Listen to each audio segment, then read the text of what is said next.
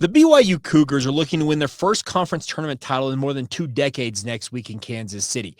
What will it take for Kevin Young and company to pull that off? And really, what could slow them down? Well, really anything besides right now, a Midwestern blizzard.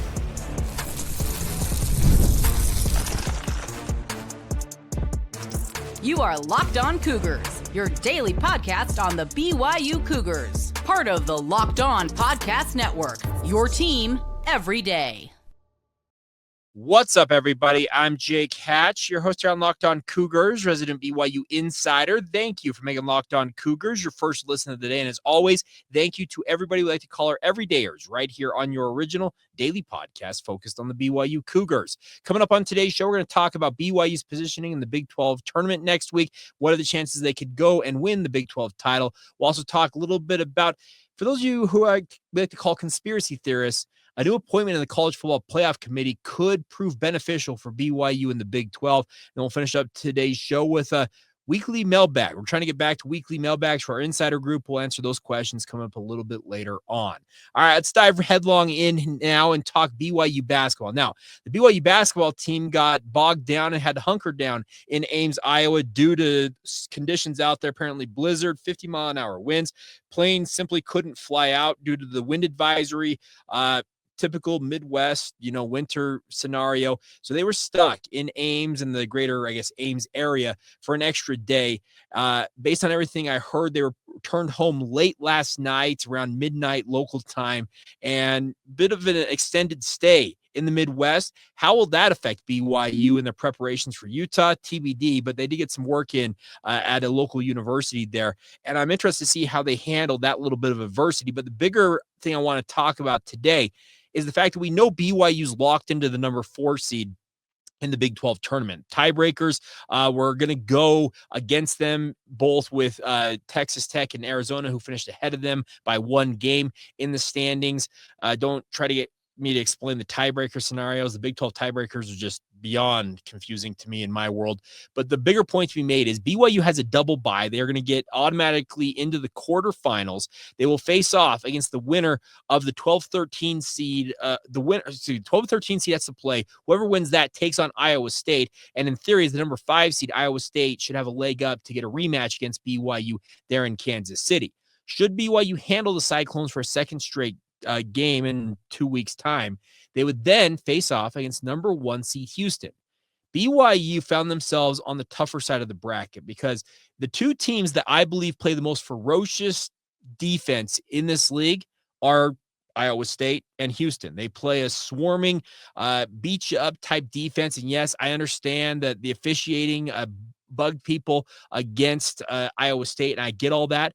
But they are not going to change who they are, and they will get up into the shorts of BYU's players, to use that expression, and they will force the referees to back them off. We'll see how it obviously plays out there in Kansas City, but this is a tough side of the bracket for BYU to be on, because I don't think BYU is going to beat Iowa State once again with 29 turnovers. Now, I'm sure Kevin Young and company are harping on those guys, have been harping on those guys, saying, you guys beat the odds, really big statistical odds, to win a game against Iowa State by having 29 turnovers. If they have that many turnovers once again in Kansas City, it'll be a very short stay in the Big 12 tournament, it feels like. And if BYU can clean that up and continue to play the style they've been playing, remember, they themselves, speaking of BYU, have been very good defensively the last few weeks, obviously propelling them to a 7-game win streak, along with some pretty decent offensive sets. If BYU can carry that swagger into Kansas City, I'm not saying that BYU can't win a conference tournament title. I said at the outset, it's been 24 years. 2001 was the last time BYU won a conference tournament title. That was back when they were in the Mountain West Conference, and that was one of the early triumphs of the Steve Cleveland era. But since then, Ofer and all of the different opportunities to win conference tournament titles, both Mountain West, West Coast Conference, and obviously so far in the Big 12 Conference. I am interested to see how BYU handles things, because the adversity going into that tournament next week is going to be tough. You face off against 2 teams, one who's going to be royally, about losing to BYU in Iowa State, and wants nothing more than to get revenge on you for that loss at out there in Ames. And then if you were to get past that, then you face off against the team that handed you the most thorough loss, I think, of the Big 12 slate for BYU in Houston. The Cougars, speaking of Houston, look like they are a bona fide Final Four contender, could win the national championship. Kelvin Sampson has got them absolutely rolling. The nice part is, if BYU continues to play at the level they've been playing amidst the 7-game win streak, and I'm anticipating them winning an 8th straight game. Sorry, Utah fans, to burst your bubble, but I'm expecting BYU to win on senior night in Provo, have an 8-game win streak going in to that quarterfinal matchup. If BYU can carry that momentum into the Big 12 tournament and make sure that it goes up to another notch or another level, BYU would absolutely have a fighting chance in those games. The other side of it is, I talked about the fact that you're going to have revenge on the mind of Iowa State. Wouldn't BYU have revenge on their mind if they got another crack at Houston? They've only had one opportunity in the last 2 seasons, respectively, to play Houston. They want to get another shot to see what they can do against the Houston Cougars. And this is a different looking BYU team right now. Let's just say this. Let's say, hypothetically speaking, BYU does beat Iowa State, or let's say Iowa State gets upset. Whoever you beat in that quarterfinal, you face off against Houston, and by some small miracle, you beat the Houston Cougars and punch your ticket to the Big 12 tournament title, facing off against either Texas Tech or Arizona. If BYU were to win the Big 12 tournament right now, they're probably sitting currently, based on bracketology I'm reading, some people have them still as low as an 8. CBS Sports, I think I saw that. We have some saying that BYU is as high as a 6 right now. I think most kind of settle in that middle ground of the 7 seed line. If BYU were to beat an Iowa State, a Houston, and let's say they knock off a Texas Tech Red Raider or Arizona Wildcat squad and won a Big 12 tournament title, BYU should easily, in my mind, be a 4 seed at that point, because you will have run an absolute gauntlet to get to where you're at in that Big 12 tournament. And I'm not saying that it can't happen. It's going to be a very tough road. It's the toughest road, I think, of any team in the Big 12 tournament amongst the top 4 seeds, because you think about just the parameters and the level of difficulty of the opponents BYU would face. But if they were to fend off all comers and win that conference tournament title, yeah, you can absolutely crown them and say, this is a team that is peaking at absolutely the right time and should be a favorite to run to a Sweet 16 and Elite 8 and, heaven forbid, a Final Four appearance. It's a lot of work ahead. Let me be very clear that I'm really projecting ahead, because that quarterfinal matchup will take place a week from now. But there is a ton of opportunity on the table for the Cougars, and I'm hoping that Kevin Young can bottle up what they have used to propel their success here at the tail end of the regular season, riding a 7-game win streak, bottle some of that up and take it with them to Kansas City. It's a neutral court. Obviously, there's going to be fans from all over the conference there at the T-Mobile Center in downtown Kansas City. But this is a team, speaking of BYU, they're brimming with confidence right now. And why shouldn't they? Why shouldn't they believe that they can go out there and make a run at a conference tournament title? And if they prove worthy of winning that conference tournament title, yeah, I would say they're absolutely deserving of, at that point, a top 4 seed, 5 at the very worst. And BYU should be a red hot candidate going in to Selection Sunday. And obviously, when people fill out their brackets, they could be one of those Cinderella teams that people just buy into. That's the pie in the sky, the dream scenario a week out from my vantage point. But I'm looking at this and thinking the BYU, yeah, they should be brimming with confidence, but at the same time, they have to understand that they've got to continue to replicate what they have done, but kick it up to another notch or another level, maybe 2, to really make that run and live their dreams as Big 12 tournament champions. All right, coming up next, we're going to flip over and talk a little broader perspective on the Big 12, but also how it could directly impact BYU football this coming season. They have an ally finally. Yes, those of you who are conspiracy theorists, pull out that tinfoil hat. We're delving into this next right here on Locked On Cougars. Today's show is brought to you by our friends over at Nissan. Now, Nissan's here for you guys to tell you about our Armada Team of the Week. It's brought to you by our friends at Nissan and the all-new 2025 Nissan Armada. We just talked about this team, but each week our Locked On college basketball experts are picking one team that stands apart from top-seeded stars to the unexpected upsets. These guys showcased the strength and sheer power needed to push their team forward. This week's Armada clear-cut Team of the Week are the Houston Cougars. Since joining the Big 12 last season, the Cougars have gone a combined 33-4 in conference games, winning the regular season title by multiple games both years. There's no team in basketball that more capably embodies the rugged Armada than Kelvin Sampson's squad. Houston's tenacious defense leads the nation in fewest points allowed per game for the second straight season. And when it comes to the Nissan Armada, they say go forth and conquer. That's exactly what the Houston Cougars have done here. It's clear that our team of the week is out here ready to conquer the road ahead with confidence, just like you can in the all-new Nissan Armada or any of the Nissan's outstanding other vehicles. Take the Nissan Armada, Rogue, or Pathfinder and go find your next big adventure, and start today by going to shop.nissanusa.com. Thank you once again for making Locked On Cougars your first listen of the day. Hope you're doing well on this Thursday.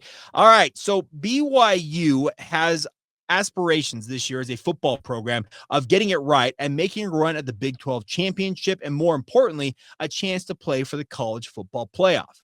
Now, let's go back and talk about the college football playoff since its inception. Remember in 2020, our good friend Jeff Hansen and the tinfoil hats that he would wear, and the nonsensical answers we got during that season about BYU's rise to prominence, but being essentially shut out of any chance to play in one of the big bowls, play in the college football playoff that year. Let's fast forward to this past season. BYU rose as high as number 6 in the college football playoff rankings, but as soon as they suffered that loss to Kansas, the college football playoff committee, led by then committee chairman Ward Manuel, dropped BYU like a stone. Why am I saying all this? Why am I delving into all this? Because it feels like it's a kind of a knife in the back for those of you who have been stung by this, I'm sure. Good news. If you want to put in your tinfoil hat, BYU finally has what I would call an ally in that chair as the college football playoff committee chairman. That would be none other than Baylor AD Mack Rhoades. Yes, we have a Big 12 sitting athletic director who is going to be the selection committee chair for the 2025 football season. The Big 12 is going to have its best representation in the college football playoff meeting room that it's ever had. I'm not here to propagate major controversy or conspiracy theories, but the nonsensical answers we got from guys like Ward Manuel last year that were talking out of both sides of their mouth when it came to BYU, it screams that they don't understand what BYU is about. More importantly, they don't want BYU to be a part of their party, and they were trying to find a way essentially to cast BYU to the side. And the knock on BYU was that they made the committee's decision easy by losing back-to-back games late in the season to Kansas and Arizona State. This year, though, Mack Rhoades, as I feel like, would be a proponent of BYU's and wouldn't be jackpotting around, to use the Jerry Sloanism of yesteryear. I think Mack Rhoades, if given the opportunity to promote Big 12 teams, whether it's a BYU, his own Baylor squad, Kansas State, any of these teams that could be near the top of the Big 12 conference and make a run at a college football playoff berth, having a guy like Mack Rhoades in that chair who will be speaking to the media weekly on those conference calls, I see this as an absolute home run. I think it's a major positive. And in fact, I think it may be finally the proverbial leg up that BYU needs to break through if they can handle their business. BYU can't expect to go 9-3 and play in the college football playoff. That just won't fly. BYU is going to have to be at worst 11-1. It feels like they have to make a darn near perfect run through this season if they want to live their dreams of playing once again for the Big 12 tournament championship and then punch their ticket to the playoff. And you've got to look absolutely sterling while you're doing that. You can suffer a loss, and I look at that game right after the Utah game when you travel back to Ames, Iowa. Heaven forbid you get stuck in another blizzard out there when you make that trip in late October. But bigger point you made is that feels like it's a scheduled loss. If you can handle your business beyond that, go 11-1, heck, if you were to handle that and go 12-0, yeah, then you would absolutely be in the mix for the college football playoff. But having a guy like Mack Rhoades speaking to the media, I think he has a very clear understanding of what BYU is all about, because Baylor, much like BYU, is a religiously affiliated university. Mack understands that there are parameters and there's certain things that BYU just won't do, but also that BYU has major positives about it. So I like the fact that Mack Rhoades is on this committee. The other new additions to the committee, pretty inconsequential in my mind. Mark D'Antonio, the former head coach at Cincinnati, Michigan State. I think we mostly associate him with Michigan State and obviously the Big Ten there. Damon Evans, athletic director at University of Maryland, another Big Ten representative. Ivan Maisel, who's a former sports writer for the Atlanta Constitution, Sports Illustrated, Dallas Morning News, Newsday, ESPN, and On3. I think he could be a proponent in certain circumstances for a program like BYU, because Ian has come out to BYU when they were an independent, to BYU Football Media Day. He understands what BYU offers. Chris Massaro, the athletics director at Middle Tennessee State, he's the G5 representative. And then Wesley Walls, a former All-American tight end from Ole Miss, are now being added to the College Football Playoff Committee. So I look at these different selections and the additions because you look at who is exiting the room: Chet Gladchuck, Jim Grobe, Ward Manuel, Will Shields, and Kelly Whiteside. Their terms have expired. Okay. None of them screamed Big 12 proponents or Big 12 backers. But I look at this and I think that what they have on this committee now should, in theory, help the Big 12 and by extension, help BYU if they prove worthy of having an opportunity to go out there and play for a national championship. The other returning members are Chris Alt, obviously worked at Nevada forever. Randall McDaniel, who's from Arizona State, another Big 12 proponent there. That's nice to have that. Mike Riley, the former head coach at Oregon State and University of Nebraska. David Saylor, who is Miami of Ohio's athletic director. Carla Williams, University of Virginia athletic director, and Hunter Yurichek, University of Arkansas.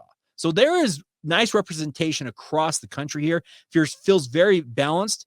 But to have the guy, the talking head, the figurehead, the leader of the bunch representing the Big 12 conference, I'm looking forward to this. I'm not here, like I said, to propagate anything and saying that Mack Rhoades will ramrod a program like BYU through if he has to into the college football playoff, because I think he is about as level-headed as an AD as I've ever heard. He goes on Sikkim 365, and I think it's now just 365 radio with the guys down there in Waco often, and he comes off as a very level-headed individual, but he's also fiercely loyal to people that he likes, and I've never heard him speak ill of BYU. Maybe he harbors something against the Cougars, and that will come out as this season progresses if they are in the mix. But I think having a Big 12 proponent, maybe one of the chief proponents, because Mack's been at Baylor for a long, long time and was part of the committee that helped select BYU and the other new members that joined the conference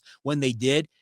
Having a guy like that leading this group in the college football playoff committee, you could do a lot worse. And I think BYU, once again, if they can handle their business, if they can make that run towards a national championship, this guy speaking to the national media, I don't believe will be talking out of both sides of his mouth, trying to say one thing while essentially denigrating another thing. I couldn't stand, for example, Ward Manuel propping up SMU, but then throwing BYU out with the bathwater when we saw a head-to-head matchup between those two programs and one of them beat the other one. But hey, I digress. I just, the bigger point to be made here is I think having a guy like Mack Rhoades leading the college football playoff selection committee will be a net positive for a conference that absolutely needs some extra juice when it comes to combating the storylines with the Big 12 and the SEC. All right. Tinfoil hat coming off. Let's get back to your guys' questions. We haven't done a mailbagging in quite a while. I threw it out to our Locked On Cougars Insider group, requested questions, and we'll delve into those and answer those, all those as many as we can fit in the time remaining next, right here on Locked On Cougars.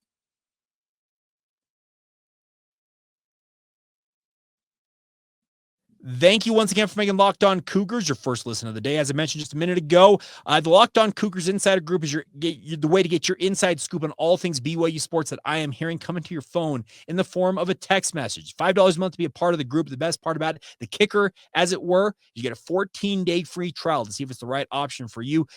The link is in the show notes, whether you're watching this on YouTube or wherever you get your podcast. Click it, join up today. Like I said, get the inside scoop on all things BYU and be a part of the Locked On Cougars Insider Group. All right, before we go on today's show, let's get to the questions that were submitted by our Insider Group, and that's something I reserve exclusively for the Insider Group. It's a perk I like to hold back on. Let's start off with a basketball question here, and it's from Laramie. Is Coach Young Coach of the Year in the Big 12? Great question, Laramie. I'm biased, and I would say so, because think about where BYU was last season, then losing Mark Pope, reconstituting a coaching staff, having to reconstitute a roster. Kevin Young had to really, I think, go out there and really recruit guys that were already on the roster to remain in Provo, but also add guys like a Jaeger Demon, a Cannon Catchings, Mihailo Boskovic. You think all the guys they added via recruiting in the transfer portal. I would have a hard time arguing against him being coach of the year. Now, Kelvin Sampson may win it because, simply put, the Houston Cougars have been absolutely awesome all season long, but I think that Kevin Young has absolutely a shout to win that award. Kent, what do you think about some of the sports people out there saying that this BYU team is a Final Four team because it gives me anxiety? I mean, I'm hoping for a Sweet 16. Now, that's Seth Davis most notably says that BYU is a Final Four type team. It's pretty high praise coming from Seth, who covers this sport inside and out. I'm with you, Kent. Just make it to the Sweet 16. That would be enough for me. I know that sounds like I'm really downplaying this season, but let's consider the history for BYU recently. A whole lot of first-round exits, most recently last year when they were a double-digit favorite against Duquesne and they couldn't get themselves out of that one. The last time BYU advanced in the NCAA tournament, and I know that advance is a relative term because they had an epic comeback in the first four against Iona, was in 2016, if I recall correctly. But before that, it's the Jimmer Fredette era. So advancing maybe at round of 32 would be an accomplishment. But talking about the Final Four, I get where the talk is coming from, but I get why it would give you anxiety, Kent, because it seems pretty high praise to be considering that. Josh, has Richie Saunders done enough to be on the Mount Rushmore of best players to ever wear the blue and white? And if not, what would he need to do? I'm going to say right now he is not, because I would have the Mount Rushmore, Jimmer Fredette, Kreshmer Chosic, Danny Ainge, and that's a really good question. Man, I'm trying to think who else I would have on there. Maybe a coach like Stan Watts. I don't know, Dave Rose. Richie could get there, but what it's going to take to do that, an Elite 8 run, Final Four run, if he were to lead BYU to doing that and being that guy, being the dude, the alpha to lead BYU to that, that's when he would enter the conversation. But right now, for me, Josh, I just don't see it. I think there's a lot of other high-level players. Like I said, Jimmer Fredette. You have two national players of the year in Jimmer Fredette and Danny Ainge. They're 1-2, whatever era you come from. They're 1-2. Number 3 on that list for me is Kreshmer Chosic. My grandfather raved about him, what he would do for BYU, an absolute legend of the game. Man, I'm just thinking like, is Kyle Collinsworth on there, Mr. Triple-Double? Like, yeah, Richie's he could be up there eventually, but it would take something pretty epic to make that run, Josh. But I guess I can't say it's not possible for him because it's absolutely on the table. He just has to go out there and do that. Royal Cougars asks this: do you believe the SEC and Big Ten have actually improved as much in basketball this season as the rankings would suggest, or is that just the Power 2 narrative their media partners are pushing? The SEC appears better, but by the way, if you guys have not done this, Ken Pomeroy, obviously of KenPom.com, he's writing like a blog series on Substack every so often, and it's not like an everyday thing. It's not maybe a weekly thing. He wrote about the SEC and how they may be a bit of a paper tiger. You go check it out. It's on a Substack. Just search out Ken Pomeroy Substack. You can read about it. I do think there's a little bit of a narrative there, but the other thing is the results, the wins, that type of stuff, that has proven out that these leagues have had a lot of good wins on them. Now, some of the teams down the list, like in Oklahoma, who's getting like last 4 in consideration with an absolutely abysmal SEC record. Okay, we can draw the line a little bit there, but that could be where I guess where the conversation enters in, where that narrative is driving a few things there. But I think they've improved. I do think they have improved. But the nice part is, the best teams rise to the top. Houston, a team like BYU, they'll have every opportunity to go out there and prove it on the court. That's the best part about the NCAA men's basketball tournament, is you have to go out there and get it done. There's no gerrymandering. There's no machinations that will get you into no. They are going to make you prove it on the court. Bryce, what would you consider to be BYU basketball's signature win of the year? All right. 3 of them of late are probably the top 3, obviously upsetting Iowa State in Ames. curb stomping, just demolishing Kansas. One of the worst losses in Kansas basketball history. And then obviously the epic win against Arizona down there in McKell Center. I'm going to go recency bias and say the Iowa State game, because think about this. BYU didn't score a bucket till well past the first media timeout and then somehow piled up 88 points. Yes, I know they had 10 extra minutes with the overtime periods, but BYU fended off a hard charging Iowa State team, and they frittered away a 21-point lead. Very few teams, very few in the history of college basketball would have given up that big of a lead and been able to hold on for a victory. So for me, it's the win of the year is Iowa State, followed closely, and it's maybe controversial, by that Kansas game. It was they just demolished, just smashed, gave Kansas no hope whatsoever. And I was really, really impressed with that. Tim, any more potential men's basketball commits? Currently, I have not heard much on that front. Now, when the transfer portal opens coming up later this month, that's when it's going to get a little hairy, because you're going to see thousands. I'm telling you, thousands of guys are going to hit the portal. BYU will be as active as anybody in the portal. We have heard from boosters that BYU, quote, will not be outbid, unquote. So get ready for the transfer portal part of it, Tim. I have not heard much on commits there, but I really do think that the transfer portal thing, it's going to be a crazy time for BYU. Parley, just wondering what BYU's big wins, with BYU's big wins, where they're sitting right now in the tournament and what seed. What do you think they can get to? I talked about it earlier. I think I already answered that question. If they were to make a run through the Big 12 tournament and win it, I could see them as high as a 4 seed. Even if you go one and done in the Big 12 tournament, I still think right now you're probably locked into that 7 seed spot. And some projections out there have BYU and Utah State getting back together. And here's the deal. If they want to put BYU and Utah State in a 7-10 matchup, etc., I'm all for it. Give me the Aggies. Utah State fans are chomping at the bit because they think that BYU's scared of them. No, BYU's not scared of Utah State right now. They have won 10, at least 10. It's at least 10 straight games over the Aggies in Logan, in Salt Lake City, in Provo. Doesn't matter where they have played of late. BYU has got a dominant run in that series, and I'm sure BYU would not back away from any chance to play that one. I'm all for that. Steven here. What are the chances Ken Catchings comes back for another year? Depending on the severity of this knee injury, that obviously could play a role in it. I think it's a 50-50 bet right now. I think it's at best 50-50. He's a guy who has aspirations of playing professionally. I don't know. I don't pretend to know what is going on in his mind, but I think that the lure of going to the NBA, making money, playing professionally, it's all been there for him for quite some time. And that pull just may be too strong. And you can't ever discount something like the transfer portal. Anybody who will tell you that there's no tampering in the transfer portal, they're lying straight to your face. I can't rule out a transfer situation for him. And it's not because I don't think he's happy at BYU. I'm going to be very upfront about that. I think the bigger point is that there are so many different circumstances here that play into this. But I think it's a 50-50 bet that he comes back for another year at BYU. So I just look at that. Let's see. Two-parter here. Okay, this is a good one. We've got 2 more questions here from Andy. First, so the two-parter. Seems like the success that BYU is having on the court and on the gridiron has been pretty significant and noticeable in a short amount of time. We talked about a lot about that yesterday on the podcast. It makes it seem like BYU has always just been on the verge of being able to break into that nationally competitive level that BYU fans have always thought they should. What are your thoughts? And also, how could you do a postcast and a daily podcast and not talk about Dallin Hall's throwdown from Trey Stewart? If you did talk about it, I could have missed it, and I apologize. I don't think I referred to it specifically.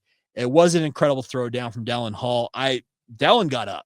Credit to him. And Trey obviously lobbing it up to him. Epic throwdown. First question. Answer that.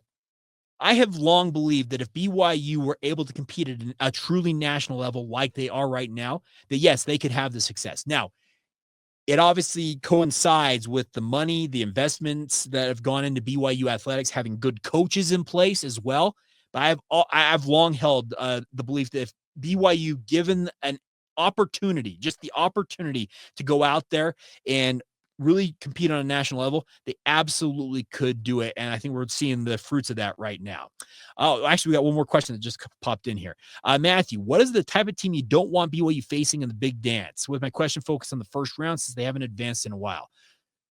Avoid a Houston I know that you're not going to get that. It's a 16-1 matchup. We're not going to see BYU as a 16 seed, but a swarming defense that can turn BYU over. That is what you would, if you could avoid it, you avoid. And that's because that trapping, pressing style, it's been one of the weaknesses for BYU, and we saw it against Iowa State. I'm still astounded in so many ways that they won a game with 29 turnovers. That happens in the NCAA tournament. It'll be a very, very short stay, a one-and-done type scenario. So, yeah, avoid teams that have got a really high pressure defensive system. That's what I would advocate for BYU if I could advocate for them to avoid something. Final note here, it's not really a question from Jensen. He says this, not a question, but I think especially last night, but also the previous 6 games, proves that AJ DiBonsa is not just coming to BYU for the money. He is coming because BYU wins games. They have elite coaches in the making. It's a very valid point, Jensen. DiBonsa understands what Kevin Young's reputation is on a national stage, especially at the NBA level with his development track record. And he wants nothing more than to get developed properly to make that jump to the NBA and hit the ground running when he hits the pro game. Now, I will also add this. AJ DiBonsa is a phenomenal basketball player. There's not a lot of development that's needed. You're not having to recreate and build up his shooting ability. No, he's got the entire package. It's more about honing his craft and understanding, okay, the level of college basketball is obviously faster than the prep level. And then how much better can you get at the college level that'll help you once you take that another step towards the NBA where it gets to the fastest of the fast, the best of the best, the most athletic of the athletic.